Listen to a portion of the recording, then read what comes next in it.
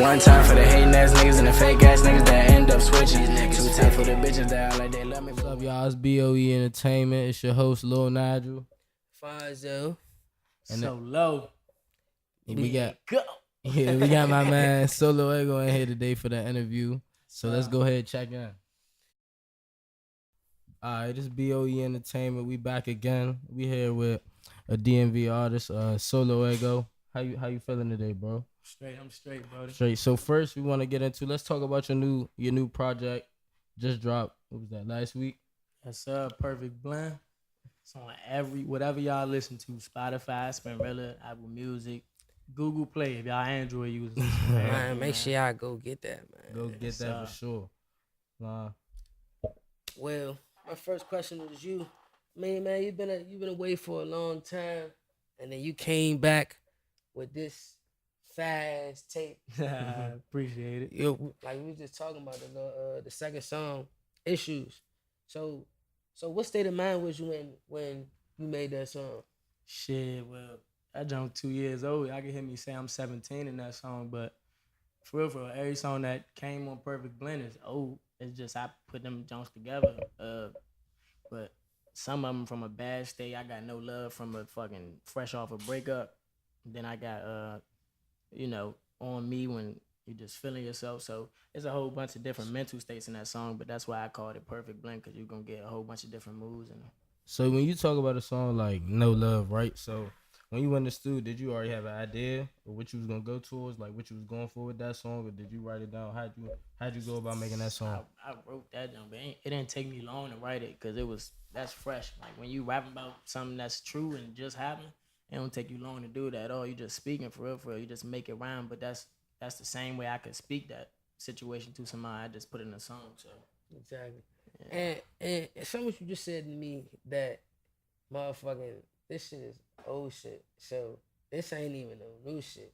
So when that shit coming out? See. I know you got some new shit too. Some but shit you been putting out. For real, the only thing that's really new is like remixes. I ain't really been writing no new songs, because I'm trying to focus on this. I know this ain't gonna hit some people because they used to that DMV flow, DMV style, but to people that really open their ears and feel music, this tape should hit you. So right now I'm just focused on trying to push that visuals, everything for that. So when you first came out rapping, like, just me being your man outside of, what we doing right here, I kind of saw you evolve as an artist for real. Like when you first came out, you was sort of, I wouldn't want to say band like everybody else, but you was on that same DMV flow, trying to be on the trap wave. And then I kind of watch you evolve. Song by song, you'll make a different song. I'd be like, dang, they might can play this on the radio, or this could be played in the club. Like, so when I see you make these type of songs, like, what are you trying to, like, what do you think it's going to take for you to get recognized in the DMV? And even if you never do, like, how do you feel about getting recognized in a different area? I feel like trying to get recognized is probably the biggest problem, because when I first came out, I feel like I was trying to do that flow that's going to be appealing to DMV artists. I mean, to DMV listeners, and it worked. I mean, I got some performances off it and all that, but it ain't. You see, it ain't. I'm not blown up or nothing off of that. So that's why now I'm trying to really show what I could do. I've been had it in me, but it's like I kind of dumbed myself down at first. So it is what it is. Yeah, because I feel like, I mean, of course, I'm not no rapper or nothing like that, but I feel like when it comes to like doing music and not having the label push behind you, it really takes money, time, and effort, and you still got life and other situations and things like that. So I can definitely understand. That's pretty much for any business or anything you're really trying to do. So yeah, that's like you said, that's anything. Man. I didn't do so much money in it. I can't even say threw it away, because it's all gonna pay off eventually. Right. But I didn't put so much money into this shit, man. It's like you can't come in with the mindset though that you're gonna get your money back. So you ain't gonna get nowhere like that. Like I know this money, ain't gonna do nothing right now. But like you said, man, you gotta put money behind anything that you really trying to push. Right. You really want to make it. So Lon came in. He was talking about where you been. You took the long break. I guess my question really is, what made you take that break?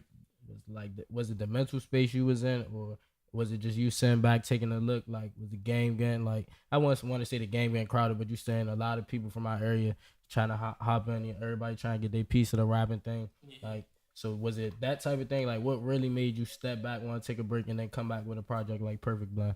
But for real, I think I dropped my last tape, that Smack Flow jump, before school was over. But once school was over, it was like, all right, you gotta get, you know what I'm saying? You gotta get focused on what's really going on, because that music ain't gonna life, because music ain't gonna pay your bills. So at least right now, so I'm trying for real. I was trying to focus on the bag. I did both of my first tapes off of McDonald's money, you know, and other stuff that I ain't. But you know, it ain't. I knew it wasn't enough to really push it like how I wanted to, and I definitely wasn't getting enough from performances and verses and all that. So it was like you just gotta focus on the bag, secure the bag for real. So how you talking and how you looking to feel like you're in a better position, definitely way better position. So now you can really press your music, because for real, you a rapper, like.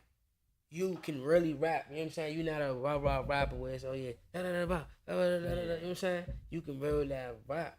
And shit, we know that shit. You used to be dropping the shit, the little freestyles online. Like, you know, what's the And so let's talk about that. So when you came back, so yeah, first let's talk about the Smack Flows. Like, you know, how, like, when you came up, I wouldn't want to say you came up with the Smack Flow, so let's let you talk about that. Let's talk about the whole Smack Flow thing, how you really started that, how you originated with that. Man, it started with me and my cousin, and I didn't even know I had it in me. Just one day we got smacked. That's why we call it Smack Flow. We just smoking, niggas throwing the beat, and it just went from there. It started off as just a thing. We cranked that jump, then we started recording on a like a regular recording, not a voice recording, but an actual camera recording at first, and then it gravitated to voice recordings. Sometimes I take something from it and throw it on, you know, Smack Flow. So I take that far, man. You know, we done got a couple of them jumps. So when you talk about that, and then you had another video, I want to say it went, you know, I wouldn't want to say it went viral, but around our area, PG County area, where you made the fake this, you know what I'm saying? So how you feel about something like that? I know, you know, me watching it just off me knowing you as a person, I'm like, oh yeah, bro, playing around, he funny. Like, versus like, you really got a couple people that was really looking at it like, oh yeah, who is this? Like, yeah. I say I've been trying to escape that video since I put that joint up there, but that joint just started booming again out of nowhere. I'm like, man, don't forget about this joint. But I was in class, I was in class just like, all right, I'm going to diss Gina back. She had dissed me when I was in class. I'm like, all right, that's a bet. As soon as I got outside and let out, man, told somebody to record. They doing that little beat. Rap from there. But, like, it got me some little, you know, petty. The bitch barely DM'd me off that jump. I was gonna fuck with her at first, but she got a little beside herself. So we ain't gonna talk about that. She DM'd me off that because, you know, they had their little feud, but it wasn't really nothing besides that. Just, you know, a couple back and forths, but yeah, a couple people reached out off of that jump. I'm like, this ain't what I want y'all to know me as, though. This is literally a freestyle. I ain't putting no thought into this. So right, yeah, I understand. So my another question to you is, motherfucking, who really inspires you to really like start rapping? Like, who did you look up? Because everybody pretty much got a rapper or a musician or somebody that actually wanted them to start doing music and shit. Yeah, I mean, for real, I've been like, I think I wrote my first rap in elementary, but of course it was like some, like, what I want to say 8 bars, and that's all it was, and I called it a song. But when I really like decided I'm gonna get behind a mic and put something out, I was in middle school, doing SoundCloud. My man was just like, man, you really need to hop on something. He started that SoundCloud wave. Shout out Primo, man. We was in middle school. Shawty was doing his own little SoundCloud thing. I hopped on the wave and they started blowing up. I had got in high school and they was already telling me, like, I seen your, you know, raps from middle school and all that. So I was like, all right, I gotta keep it going. So when you talk about that, like when you was like, yeah, started off SoundCloud rapping, and then you wanted to take it to the next level. So what did you really think it took for you to really start listening to yourself versus when you first came in the studio your first time ever? And like, what did you like? Do you learn something new about yourself as an artist every time you go in the studio, or is it like every time you just come up with something new? Really work, you know what I'm saying? I mean, like this. You sound like the studio. You say, do I find out something new about myself? I mean, sometimes I surprise myself. I might go in there and like my higher ad libs. If y'all heard on Only Option, I'm basically screaming in the back of that jump. Like, yeah. it's like stuff. I think I was like in the that. studio when you recorded that joint. Yeah. When I just like, I'm gonna hop outside the box. I'm gonna try something, but I can't always do that because of course my money on the line when I go in the studio. So I ain't trying to go in there do something that's just some bush. And I'm like, damn, I done wasted my money trying to do this. But that's why I say that's the luxury of having your own studio, man. You can really find out, take yourself to new levels because you be in it unlimited time. I can do whatever I want in the jump. So, but Yeah. Hey, y'all like Bush? bullshit. Bro, I'm trying that's what that shit mean, bro. I'm trying to keep touching that limit, man. Bro, somebody told me that shit meant champ, bro. Lying to me this whole goddamn time. It mean bullshit. I mean, it can mean whatever you want it to mean, but that's what I meant. Like bullshit. girl, you in that Bush? Nah, that don't even sound right. That don't even sound right. All right, but we about to take a break. This B.O.E Entertainment. We'll be right back. Welcome back. This B.O.E Entertainment. We back here again with Solo Eggo. All right. So, my question to you though, look, if you had to pick an industry female, I'm gonna say five industry female. I ain't even gonna say Ellen guy. It can be models. Yeah. It can be motherfucking Instagram models, actresses, whatever. No one like that. I swear to God, my mama. Yeah. He's not But- well. Well, this a problem in my eyes because they be valuing these fake ass bitches, man. Like I don't even know if Cash Doll fake, but like K Michelle and them. See, I ain't trying to do nothing. I'm No love in hip hop. Look, No love in yeah. hip hop. I know Karuchi and motherfucking. Oh. What's the Big Sean Oh, joint? time out, Karuchi. Janae. Yeah. Bro, That's a different level right there. I love the plays and shit. Even though they a little on the bony side, you know what I'm saying? Oh, That's natural. That's what I value. I ain't Natural like that beauty. shit? Talking about the natural You beauty, like yeah. that shit too? That's what I'm talking about. Man. I mean, don't get me Tell wrong. you. I like girls with booties, but I Like don't Cardi, know. It's I can't just do Just no because a girl Cardi, got a man. fat butt don't mean it's fake though, bro. We already know that. I'm not saying it, but I just like I like a Janae Aiko. You know what I'm saying? That. Oh yeah, that nice. Petite. petite. But I don't discriminate because you know, of course, if a girl, yeah, Petite, yeah. yes, she say child, she say child. Man, Petiteness. shit, Rihanna. So that's 3 right there. You got Karuchi. Who else? Rihanna That Jane. and Janae. Oh shit, Janae. Oh, Janae, yes, Lord, yes, Lord. I can't even think of no more natural Jones, man, because of course everybody want to hit. You got Nicki, actresses. but I Nicki who? I wouldn't. Minaj? Nah, You cool. I ain't wifing that. All right, so speaking of Nicki, when you see stuff like that as a rapper, like if you know what I'm saying, I know you eventually see yourself reaching a high level. So when you get to that level, you see stuff like that with the rappers that be happening with their females, their significant others, has all public, and, you know, stuff be getting made up, and like that whole Nicki and Meek situation, how a whole never rap beef got started through that. Like, what you feel about that? Like as a rapper, like I know it's gonna come because you see it forever in the rap game. Like eventually every rapper gets tested no matter who you are. Like J. Cole, even though he not the type of rapper that diss somebody, used to have Lil Pump make the joint and do his thing on that. So what you think about that? First of all, I feel like you gotta keep certain shit at a limit, man. When you let social media know everything that's going on with your relationship, it's only a matter of time before she start looking at this shit, you know, like damn, these niggas might be right in this comment section, you know what I'm saying? Yeah. Somebody be like Eggo fucking with another bitch, blah blah blah. She, you know what I'm saying? She might read the shit and be like, okay, look into that shit. You gotta keep that shit at a limit, man. What's going on in the real world versus what you put on, you know, IG, all the rest of that shit. But like you said with the diss and how somebody try to come for you, man. It depends on what it is. If you know somebody just trying to get something off your name, man, you don't even respond to that shit. I feel like Pump was at a good level before he came at Cole. Oh no, he definitely was. I wasn't saying that was something that elevated him. Like he was already had his clout before man, that. If it's straight rap, I take anybody in this rap shit, man. That's just my confidence at it. We go back and forth, but that street shit, you let that play out on the streets, man. That's the problem with a lot of these niggas making threats through music and shit like that, man. All that shit do is put the feds in your business, man. So when you talk about, Top of that. so when you talk about the streets, you know what I'm saying? Like, I know I was talking about how when you first came out and you was rapping, you was on that same type of wave, the trap type of wave. What made you wanna like? I don't want to say like you was, to me you was always being yourself. I don't want to say what made you be yourself, but what made you be more like yeah, you know what I'm saying? Like you make songs now. You make legit rap songs versus, you know what I'm saying, hopping on punching in every 5 seconds. Cause this is the thing. You gotta make at a certain point. I felt like I had to make music for what somebody else is going through as well, for people to relate. You know what I'm saying? So of course on Perfect Blend I'm talking about heartbreak. Everybody that went through that. If you, you know what I'm saying, you had to.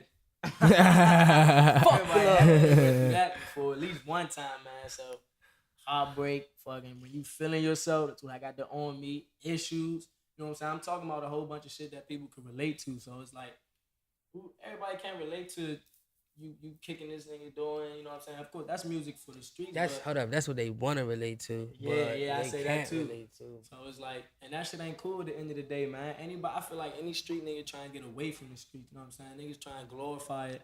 Niggas that's not even in that shit trying to talk about it. So I feel like any real street nigga ain't trying to glorify that shit, man. But and that's and the thing for me, it's something I really don't get. It's like that. People be like, oh yeah, these niggas in the street, they doing this, doing this, so they real. That don't. Let me tell y'all this. No funny. Like I'm being dead serious. Just cause you think these niggas in the street, that don't mean Uncle they real, Lon. Bro, just be yourself, bro. Talk to him. But you can't be yourself, bro. You can be food. You can be whatever. It don't matter. Be the best at it, but don't try to be something you not. So as an artist, when you see a lot of people from the area you live in, which is, you know what I'm saying, the DMV, PG County area, gravitate towards, you know, the trap life, and, you know, that's what everybody want to listen to, everybody want to crank. And as an artist, what made you say like, oh, okay, I see that's what everybody like, but I'm going to still drop this project, you know what I'm saying, stick to what I want to do. What made you want to do that and just still had enough confidence to think your music gonna get pushed out? See, that's the thing, man. Any rapper know I feel like the first people that listen to your music and really be, you know, helping you with that shit is a whole bunch of youngins. So you putting that out to them, you know what I'm saying? Of course, everybody's supposed to be their own person, but a lot of these young niggas look up to these rappers. So you know what I'm saying? They gonna follow whatever they say. You telling them go do this to somebody, not telling them what the consequences of that shit is, man. They gonna have to find out the hard way. So I feel like I'm trying to put out a better message. I feel like if you ain't rapping for a message, there's no point in rapping, man. That's basically freestyle. You know what I'm saying? You gotta have a message behind your shit. So I'm trying to put out a better message for them that, you know, want to better themselves, want to get some money. You know what I'm saying? It ain't always the easy way out, which is, you know what I'm saying, serving and all that. Man, you could really go secure a bag. You know there's other ways to do that shit. Bust your ass, go to work, bust your ass. How my niggas right here doing it, you know what I'm saying? You know how we get to it. Yeah, so everybody that's all that is. Do this, that, and that, but that I'ma shit. do this, I'ma do that. Right. Come on, man. Right. Cut You know what I'm saying, bro? That shit don't last forever, bro. You gotta do something else. I promise you, bro. Facts. I promise you, bro. That's definitely fact. But we be right back. So we back, B.O.E Entertainment. So my brother Solo Eggo, let's talk about something. So I remember a few years back, you had a performance at Roosevelt High School, homecoming. And a little incident happened. So we gonna let you tell the story right now, right here on B.O.E.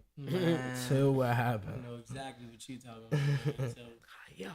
I hope I still got the footage, man, but I'm performing. I ain't never had this happen to me. This is my second homecoming performing at but I'm on I ain't even on my part. We just coming into the song, about to do the chorus, me and my man Kane. And fucking it's this one girl that just keep trying to get attention. Who the fuck is this? I let the first one slide. You see me in the joint like all right, I'm trying to eyeball the joint like, yeah, go ahead, cut that shit out. She gonna get louder. Who the fuck is this? I just lost it, man. Play the clip. We got the clip. Play that shit.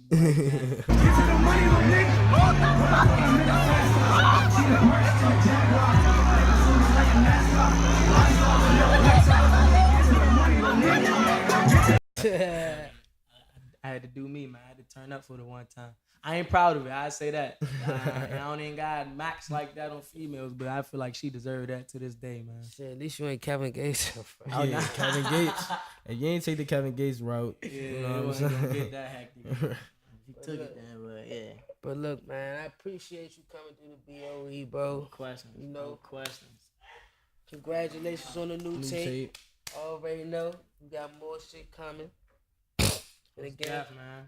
Perfect blend. Y'all get that on hey, look, anything. make sure y'all get Perfect Blend on any social platform. Social platform. Music platform. My bad. My Streaming bad. platform. Streaming If it ain't on there, platform. let me know. Look. It's gonna be on it. Make sure y'all follow. Solo Eggo, man. Everything solo Eggo. Follow me at Lil__Nigel on everything. Make sure y'all follow B.O.E at Entertain B.O.E. Follow me at Lil Cuz LULCUZCUZ. This is B.O.E Entertainment. We catch y'all next time. One time for the hating ass niggas and the fake ass niggas that end up switching. 2 times for the bitches that act like they love me but went to my so-called nigga. I will act like my life is all gravy, but this shit don't pay me enough to be fibbing. I wake up every day and I sit there and pray, asking Almighty God for forgiveness. And shit really fucked up, wonder who I can trust, cause I can't even trust my own sister. And it hurt me cause who I'ma talk to, I can't.